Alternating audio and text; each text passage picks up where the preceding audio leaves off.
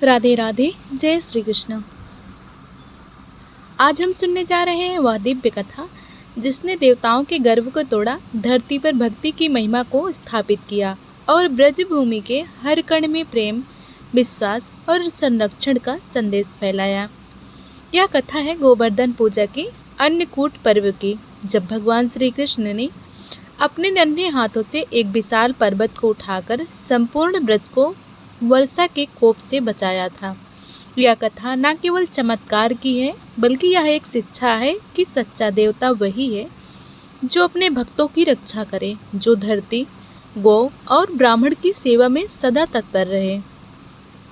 तो आइए आरंभ करते हैं गोवर्धन पूजा की यह पावन कथा, जिसमें श्री कृष्ण स्वयं बनते हैं गोवर्धनधारी और समस्त ब्रज में गूंज उठता है जय श्री कृष्ण गोवर्धनधारी। वृंदावन नगरी, जहाँ हर गली में राधे नाम की गूंज, जहाँ हर वृक्ष में बांसुरी की तान, जहाँ हर गोपालक बालक के हृदय में श्री कृष्ण की मुस्कान थी। नंद बाबा का घर आनंद से भरा था। माँ यशोदा अपनी नटखट लाल को सजा रही थी। कृष्ण की आंखों में चमक थी, लेकिन उस चमक के पीछे एक गहरी सोच थी। मैया, श्री कृष्ण मुस्कुराते हुए कहते हैं, मैया, ये जो इंद्रदेव की पूजा हो रही है ना, क्यों होती है? क्या सच में वे ही हमें वर्षा देते हैं? माँ यशोदा प्यार से कहती हैं, बेटा हाँ, इंद्र देवता स्वर्ग के अधिपति हैं। वर्षा उन्हीं के कारण होती है। उनकी कृपा से ही अन्न उगता है, धरती हरी भरी रहती है। कृष्ण थोड़ा गंभीर स्वर में कहते हैं, पर माँ, वर्षा तो गोवर्धन पर्वत की वजह से भी होती है। वो पर्वत हमारे गायों को छांव देता है, घास देता है। उसकी गुफाओं में हमारे गोपालक विश्राम करते हैं। क्या वो भी पूज्य नहीं? माँ यशोदा मुस्कुरा कर कहती हैं, कृष्णा, तू तो बहुत बातें करता है। जा गो माता को चराने जा। ब्रज की खुशियाँ तुझसे ही हैं। कृष्ण अपने मित्रों के संग जब गोवर्धन पर्वत की तलहटी पे पहुँचे तो उनके मन में एक दिव्य योजना थी। वो पर्वत जो सदियों से ब्रज का रक्षक था, आज स्वयं भगवान का रूप बनकर पूजित होने वाला था। गोपालक सुदामा कहते हैं, कृष्णा, आज सब लोग इंद्रदेव की पूजा की तैयारी कर रहे हैं। ग्रामवासी सबने अन्य, मिठाई और दीपक सजाए हैं। तू क्यों यहाँ आया है? कृष्ण कहते हैं, सुदामा, सोचो, हमारे लिए वर्षा कौन करता है? इंद्र या ये गोवर्धन पर्वत? वर्षा इंद्र करते हैं, पर बादल कहाँ ठहरते हैं? यहीं इस पर्वत पर। घास कहाँ उगती है? यहीं इस पर्वत पर। तो क्या हमें इंद्र की नहीं, गोवर्धन पर्वत की पूजा नहीं करनी चाहिए? गोप मित्र हैरान होकर कहते हैं, पर कृष्ण, हमारे बड़ों ने तो हमेशा इंद्र की पूजा की है। अगर हम ऐसा ना करें तो वे क्रोधित हो जाएंगे। कृष्ण दृढ़ स्वर में कहते हैं, क्रोध तो उस देवता का होता है जो गर्वीला हो, पर सच्चा देवता वही है जो दयालु हो, विनम्र हो, जो अपने भक्त की सेवा करे, उनसे सेवा ना मांगे। आओ हम इस बार गोवर्धन पर्वत की पूजा करें। वही हमारी गोधरती और अन्य का रक्षक है।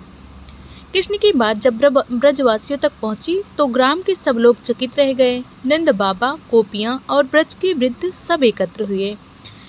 नंद बाबा कहते हैं, बेटा, तू इंद्र की जगह पर्वत की पूजा की बात कर रहा है। ये तो नया विचार है। कृष्ण कहते हैं, बाबा, इंद्र की पूजा से हमें केवल भय मिलता है। हम डरते हैं कि कहीं यह वर्षा न रोक दे, पर गोवर्धन पर्वत हमें देता है प्रेम, छाँव, अन्न और जीवन। वो हमारी सेवा करता है, तो पूज्य वही है। ब्रज की वृद्ध गोपी बोली, सही कह रहा है कन्हैया, पर्वत तो हमारे पशुओं का आश्रय है। हम सब मिलकर उनकी पूजा करेंगे। पूरा ब्रज सज गया। हर घर में दीपक जले, अन्न पकाया गया, मिठाइयों के ढेर सजाए गए, लड्डू, माखन, दही, खीर, पूरियाँ, सब कुछ अर्पित किया गया गोवर्धन पर्वत के चरणों में। कृष्ण ने स्वयं पर्वत की पूजा की, गायों को घुमाया, गोबर से मंडप बनाए और सबने मिलकर कहा, जय गोवर्धन, जय गोवर्धन। इंद्र क्रोधित होकर कहते हैं, अरे ये क्या सुन रहा हूँ? ब्रजवासी मेरी पूजा छोड़कर उस पर्वत की पूजा कर रहे हैं। मुझे अपना अपमानित कर दिया इस नन्हे ग्वाले ने। मैं दिखाऊंगा कि इंद्र कौन है। अब ऐसा जल बरसेगा कि पूरा ब्रज डूब जाएगा। और इस प्रकार शुरू हुई वह परीक्षा जो ब्रज की भक्ति की, कृष्ण के साहस की और इंद्र के अहंकार की थी। अब देखना है कैसे नन्हा गोपाल बनता है गोवर्धनधारी। भक्ति की यही सुंदर शुरुआत, अहंकार के विरुद्ध सत्य की यही पहली आंधी, यही है गोवर्धन पूजा की कथा का आरंभ।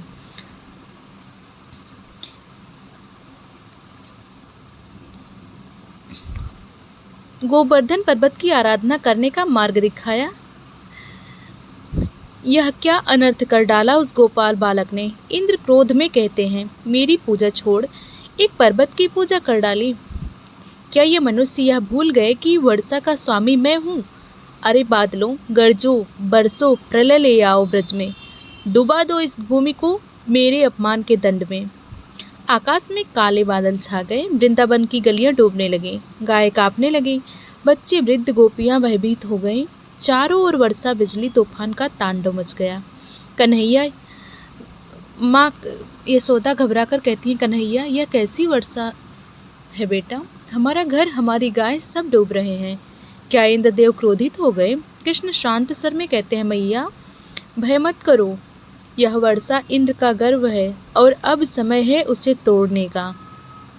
कृष्ण अपने मित्रों से कहते हैं, सुदामा, बलराम, सबको बुलाओ, सब गायों और ब्रजवासियों को गोवर्धन पर्वत के पास ले चलो, वह हमारा रक्षक बनेगा। कृष्ण ने सबको गोवर्धन के समीप पहुंचाया। सब लोग कांपते हुए खड़े थे, बिजली चमक रही थी, वर्षा ना रुक रही थी। तभी नटखट कन्हैया ने मुस्कुराते हुए अपने नन्हे कोमल हाथ उठाए और कहा, ब्रजवासियों डरो मत, देखो यह पर्वत हमारा मित्र है, मैं इसे उठाकर हम सबकी रक्षा करूंगा। और तभी श्री कृष्ण ने अपनी कनिष्ठ उंगली से पूरा का पूरा गोवर्धन पर्वत उठा लिया। धरती कांप उठी, आकाश झिलमिलाने लगा और ब्रज के लोग ने विस्मय से यह देखा। उनके नन्हे कन्हैया ने वह कार्य कर दिया जो स्वयं देवता भी ना कर सके। ब्रजवासी चकित होकर कहते हैं, अरे देखो देखो, कृष्ण ने पर्वत उठा लिया। जय गोवर्धनधारी, जय गोविंद। गोपियाँ और गायें वर्षा में भीगते हुए कहते हैं, कन्हैया अब हम क्या करें। कृष्ण कहते हैं, सब लोग पर्वत के नीचे आ जाओ, यह पर्वत अब छत बन गया है, यह तुम्हें हर एक बूंद से बचाएगा। ब्रजवासी, गायें, बच्चे, वृद्ध सभी पर्वत के नीचे आ गए। कृष्ण की उंगली पर पर्वत स्थिर था, जैसे कोई फूल पंखुड़ी पर ठहरा हो। बलराम, सुदामा और सब गोपालक गायों को संभालते रहे। ब्रज की गोपियाँ कृष्ण की ओर देखती और कहती, गोपी भावुक होकर कहती है, कन्हैया तू तो हमारा ईश्वर है, तेरी मुस्कान में ही हमारा जीवन बसता है।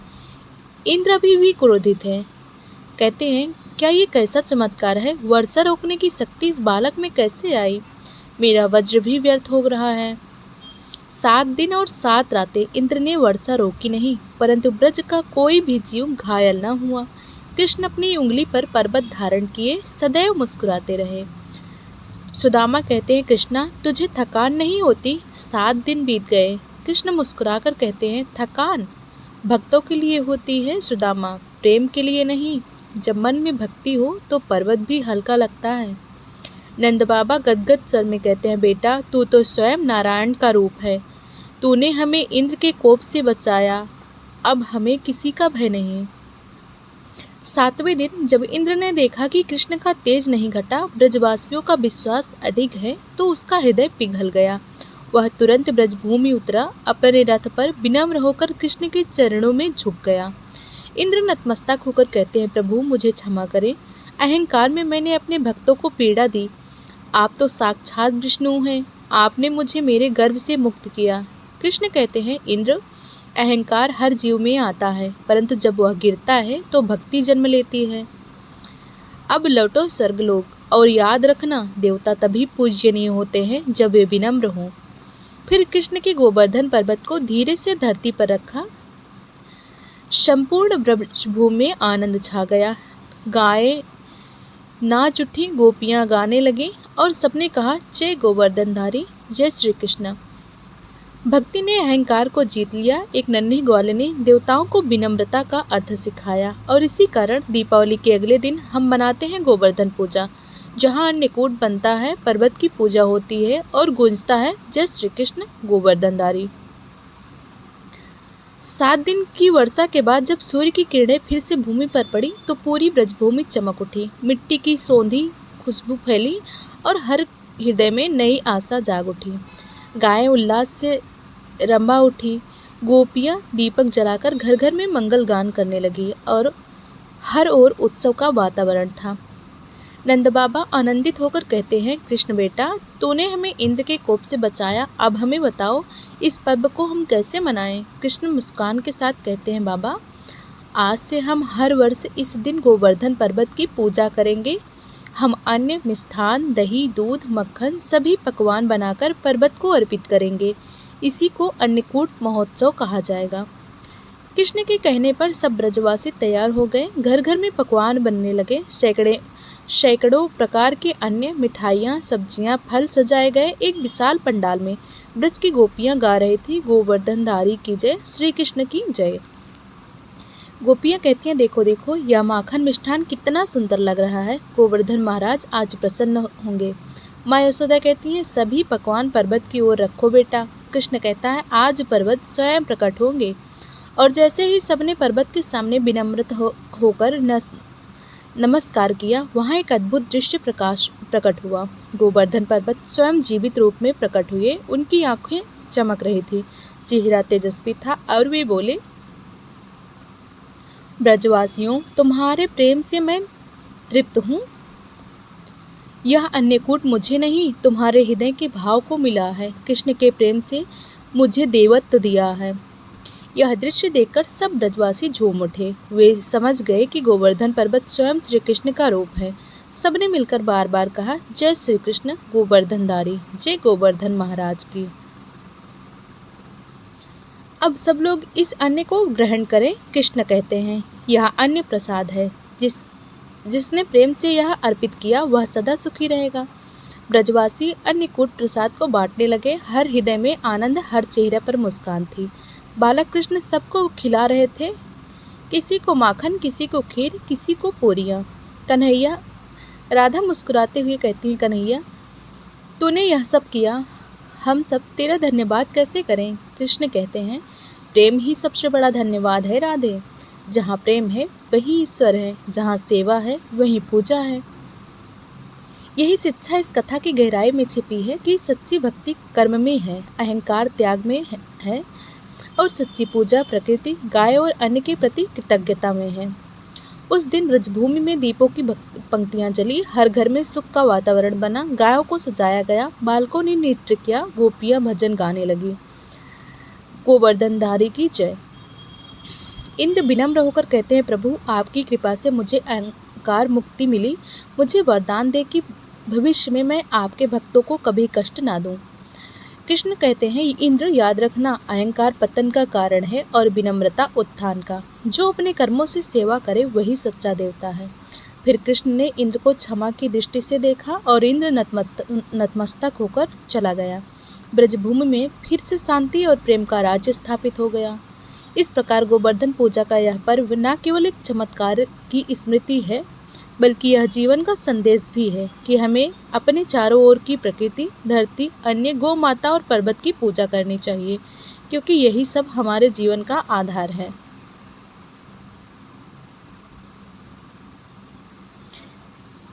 ब्रज की गोपियां पर्वत के चरणों में फूल चढ़ा रही थीं। गांव में स्नान कराकर उनके गले में घंटियां बांधी गईं। बच्चे गोबर से छोटे पर्वत बना रहे थे और उस पर दीपक जला रहे थे। कृष्ण मुस्कुराते हुए यह सब देख रहे थे। धीरे धीरे गोवर्धन पूजा एक परंपरा बन गई। हर वर्ष दीपावली के अगले दिन ब्रजवासी गोवर्धन पर्वत की पूजा करते और अन्नकूट के रूप में भोजन का पर्व मनाते। यह पर्व केवल ब्रज में नहीं बल्कि पूरे भारत में फैल गया। जहाँ जहाँ श्री कृष्ण का नाम पहुँचा वहाँ वहाँ यह कथा सुनाई जाने लगी। कृष्ण कहते हैं गोपी से, तूने हमें यह सिखाया कि ईश्वर केवल मंदिर में नहीं, हर कण, हर जीव, हर अन्न के दाने में बसते हैं। कृष्ण मुस्कुराते हुए कहते हैं, राधे, यही तो सच्ची पूजा है। जब तुम धरती की सेवा करती हो, जब तुम गौ माता को रोटी खिलाती हो, जब तुम वृक्ष को जल देती हो, तब तुम मुझे पूजती हो। यही कारण है कि गोवर्धन पूजा को अन्नकूट कहा गया, क्योंकि इसमें ईश्वर को नहीं बल्कि जीवन देने वाली प्रकृति को धन्यवाद दिया जाता है। यह पर्व हमें सिखाता है कि देवत्व भक्ति में नहीं कृतज्ञता में बसते हैं। तो प्रिय दर्शकों, यह थी गोवर्धन पूजा की महाकथा, जिसने हमें सिखाया कि भक्ति केवल पूजा नहीं बल्कि प्रेम, सेवा और कृतज्ञता का संगम है। हर वर्ष जब आप गोवर्धन पूजा करें तो याद रखें, आप केवल पर्वत नहीं बल्कि ईश्वर की स्वरूप इस धरती माता की पूजा कर रहे हैं। अगर आपको यह पावन कथा पसंद आई हो तो कृपया इस वीडियो को लाइक करें, अपने प्रियजनों के साथ शेयर करें और ऐसे ही और भक्तिभाव से भरे प्रसंग सुनने के लिए हमारे चैनल को सब्सक्राइब करना ना भूलें। जय श्री कृष्ण। गोवर्धन धारी लिखकर नीचे कमेंट करें ताकि हर घर में गूंजे गोवर्धन धारी की जय।